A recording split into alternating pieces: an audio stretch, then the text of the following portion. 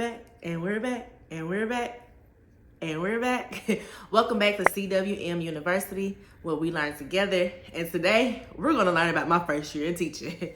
Go ahead and buckle up. Okay, so in order to understand my first year of teaching, we need to back it up just a little bit to my senior year in high school.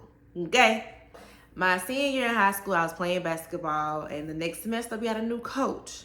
Our new coach was our assistant coach. And me and the assistant coach, we didn't really get along. So my senior year, she told me after basketball season was over, I had to go. I'm like, go where? What you want me to do? Told me I had to find something else to do. So I was like, fine, I'll find something else to do. And my best friend at the time, she was our star player. And she was like, well, if you gotta go, I'm going too. So we ended up having to go to the local elementary to volunteer, which we thought, that's fine. We get to leave school, cool. I wanted to work with kids, but I thought maybe like a child psychologist or something like that. I wasn't sure. But after going to that elementary my senior year and volunteering then, I was like, yes, I want to be a teacher. And of course, on one of the side quests my mother always sent me on, she made me join Big Brother, Big Sister. And I had a little sister at one of the local elementaries. And I love helping her with her work or just talking to her. So I was like, yeah, I want to be in the classroom. So after volunteering the rest of that semester with the elementary, I decided I was going to go to college to get a degree in teaching. Hindsight, I probably should have checked how much they were paying teachers, but it's neither here nor there. So let's fast forward to the last semester in my degree, where you get paired with a teacher to do your student teaching. So I was paired with Miss S. Miss S, shout out to Miss S, because without her, I wouldn't be the teacher that I became for so long because of the different things she taught me and the different things she shared. So for student teaching, I was in a 4th grade classroom with the Miss S, and I came in, the kids were calm, cool, collected. She asked them to do something, they did it. I also noticed that if a student were to have a meltdown because maybe they were just having a bad day or they couldn't understand the subject, she gave them time to calm down. She talked to them calmly. She waited till they calmed down to get them back on track to what they needed to do. And I was like, I like this. I like this vibe. I like how she interacts with the students. So I was just soaking it up like a sponge and just knew that's what I wanted to do when I became a teacher in my own classroom. So during student teaching, I learned a lot. The students loved me. I had a ball, and I couldn't wait to become a teacher.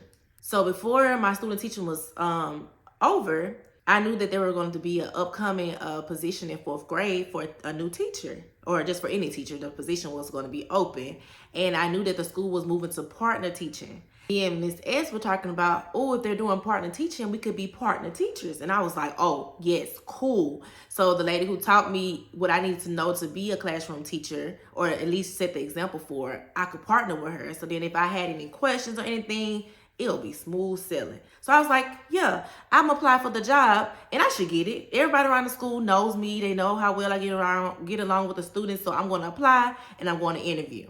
So I applied. I interviewed and got denied. They told me no.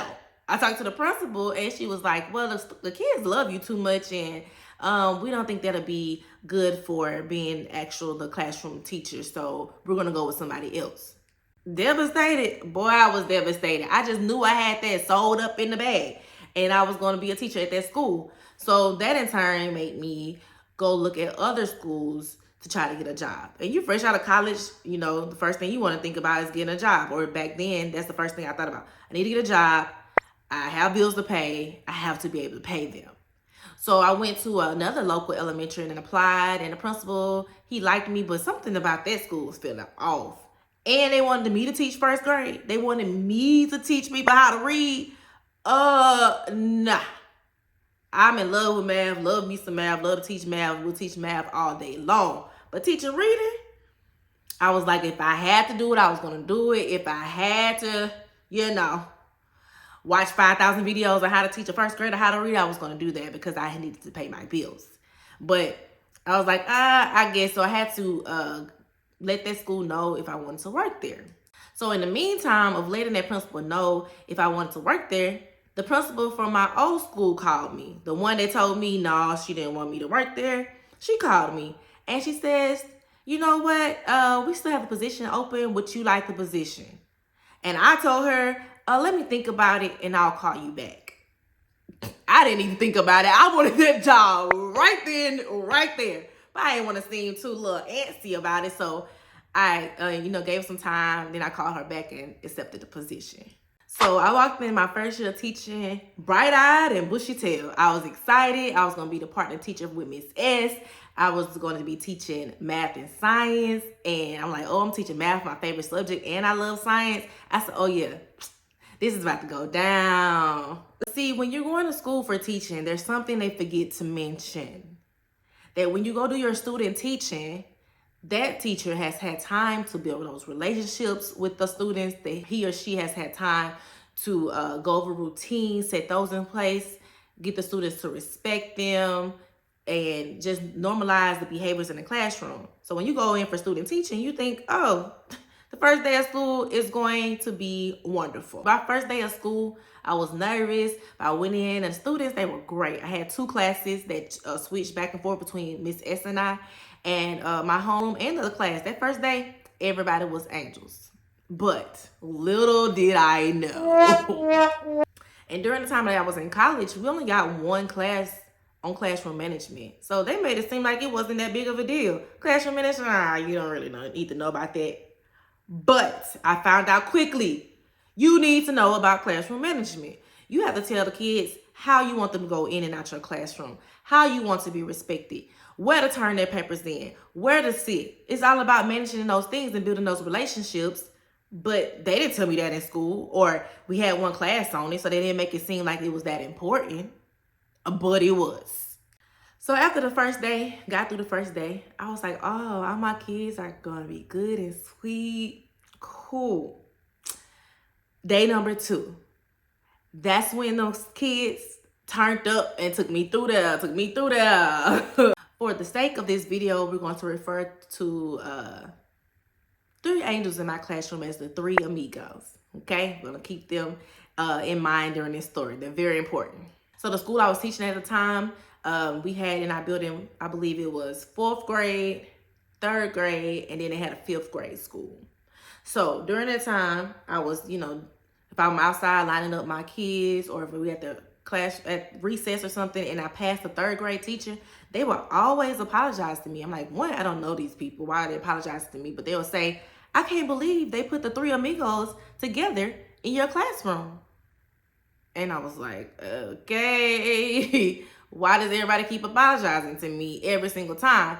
But throughout that first semester, I learned why they apologized, because those 3 amigos turned up almost every day. One of the amigos had a temper problem and didn't take being told no very well.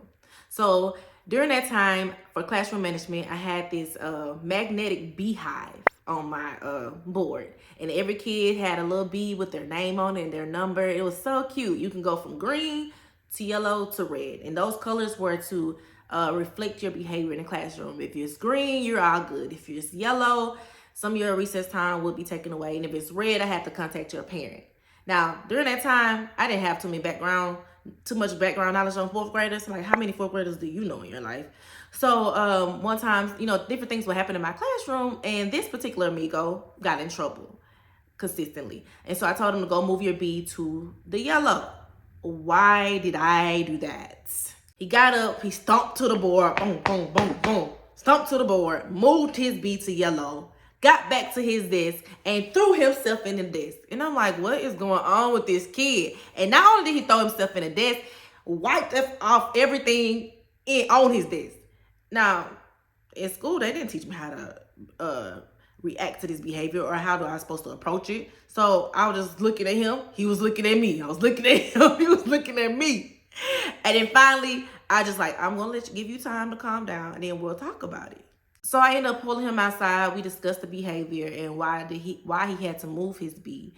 And then he still was mad at me, of course, because at recess, I had to take some of his recess time, and that did not make him happy. Amigo number 2, let's talk about him. So one time we were having snack. We had snack. It was fourth grade. We had snack in the classroom, and they had a particular time for snack. So usually I would set a timer for snack. When the timer is up, you're expected, which I told them, you're expected to put your snack away and make sure it's not visible anymore in the classroom, and I don't see it. We weren't eating unless it was snack time. Well, amigo number two decided that day he was going to keep eating his sunflower seeds. He didn't care if snack time was over at all. So I asked him, amigo number two, please put the sunflower seeds away. Do you think he did? No. I said, amigo number two, if you do not put your snacks away, I'm going to throw it away.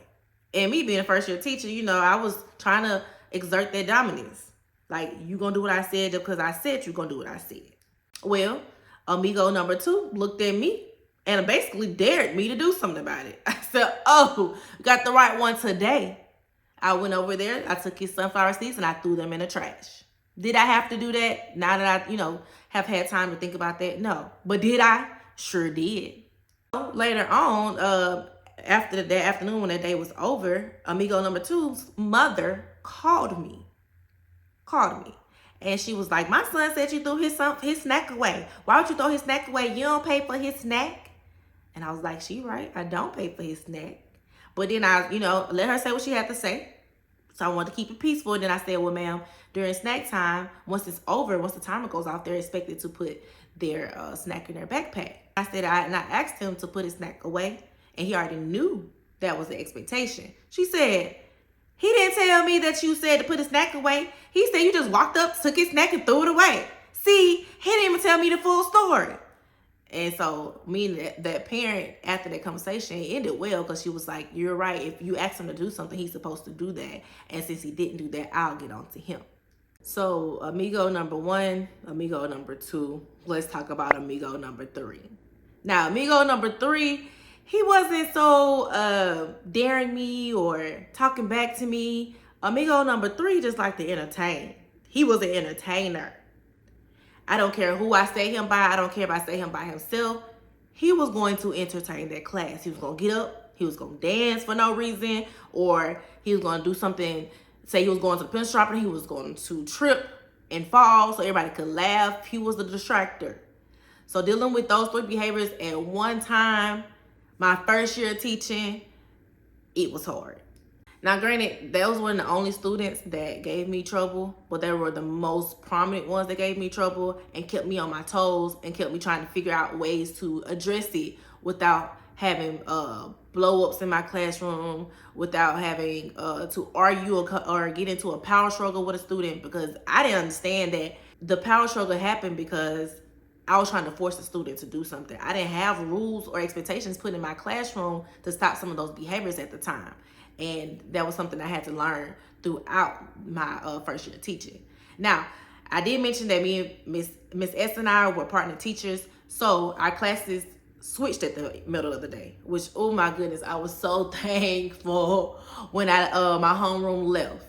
Now, I love my homeroom. Eventually, we all got along. We understood each other. And I did have some great students in there. Don't get me wrong. Everybody wasn't bad. But those three amigos, they took me through there. Okay, so not only was I dealing with behaviors my first year of teaching that I didn't know how to address. When you're a teacher, you learn quickly that you are the mama, the lawyer, you're the therapist, you're the nurse.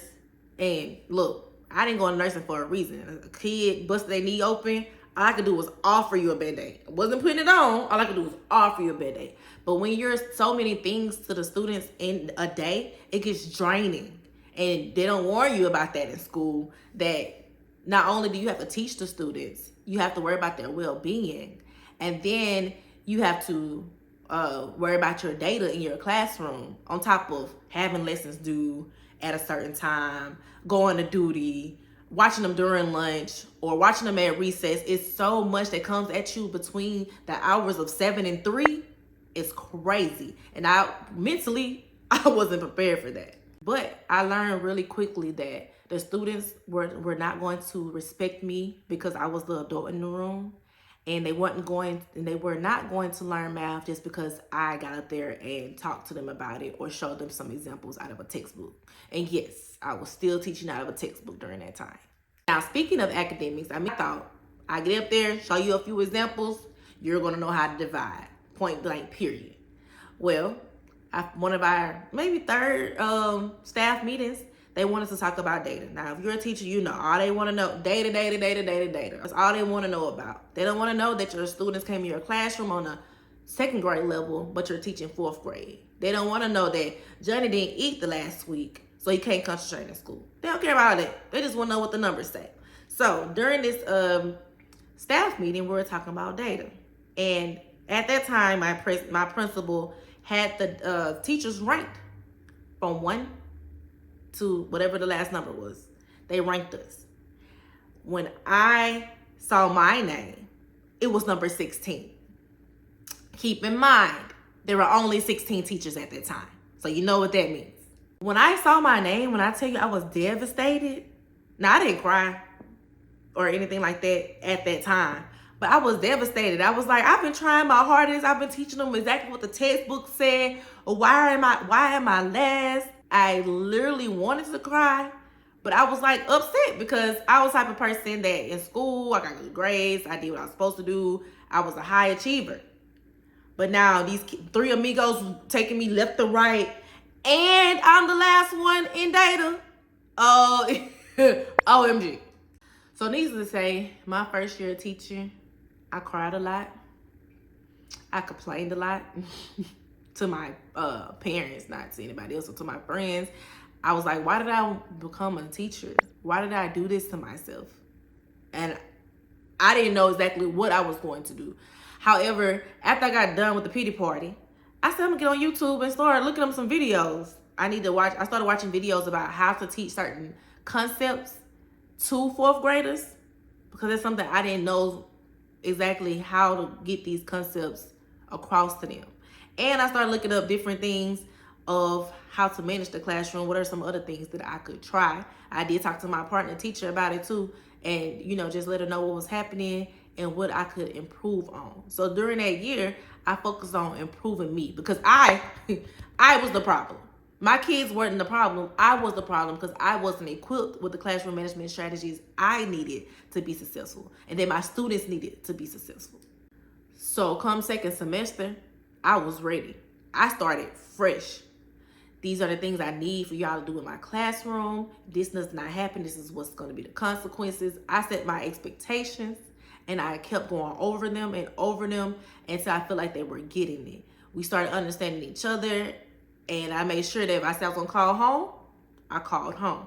And also, I learned some different ways to teach. I found probably like 5 or 6 ways to teach multiplication and division, because that was real heavy at that time. Also learned that year that a lot of the behaviors wasn't because the students hated me or they didn't want to be successful. It was avoidance.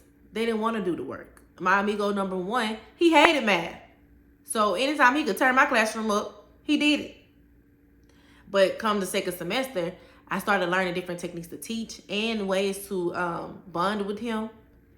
And soon as I learned how to teach him and teach him how to behave in my classroom and a way that he could learn, we were good. Things got a lot better for me. But if I would have quit that first semester, I would never have known how good it could have gotten. If you want to be respected, you have to teach the students what respect looks like in your classroom. And students are not going to respect you just because you're the adult. Respect goes 2 ways. I need to respect you, you need to respect me. But in order to be successful, I need to let you know how that respect looks. Also learn that there's a reason behind every student's behavior. And if I can put a strategy in place to stop that behavior, then that's my responsibility to do. So I learned a lot of classroom management tips my first year that I didn't know existed or need to be in place in order to have a well-oiled, moving classroom and to give all my students peace to be able to learn. I also learned how important it was to acknowledge my students who always did what was right.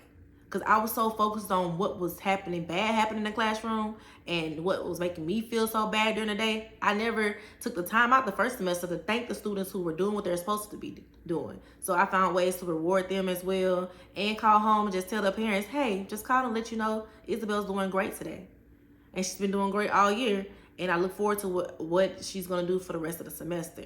So after my first year, I decided I wanted to move to the fifth grade school. The fifth grade school was connected to our school, but they had their own principal. So, you know, I applied for the job and I went and sat down with the principal. And he actually didn't ask me that many questions. He asked me a few questions on maybe how I instruct, but he didn't ask me anything about classroom management. He says, I'm not gonna ask you anything about classroom management because I walked past your classroom many times and your students were well behaved and doing what you asked them to do. And I said, he wasn't checking the first semester because I know my classroom was a mess.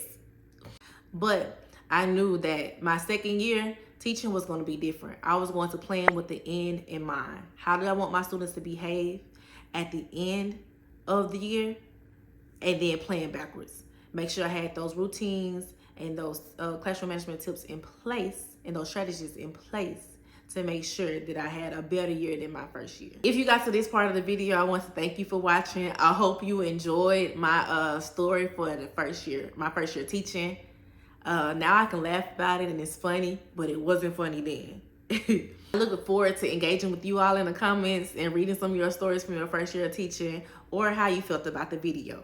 Now, if you're struggling with classroom management and you know this is an area that you're not the strongest in, we do have videos up on our page with classroom management tips and how you can implement those tips in your classroom to make it successful for you and your students. Please like, share, and comment. If there's you have some questions, you can leave them in the comments. If you have a certain type of video or topic you would like me to discuss, put that in the comments as well. And thank you so much. And until next time, peace out.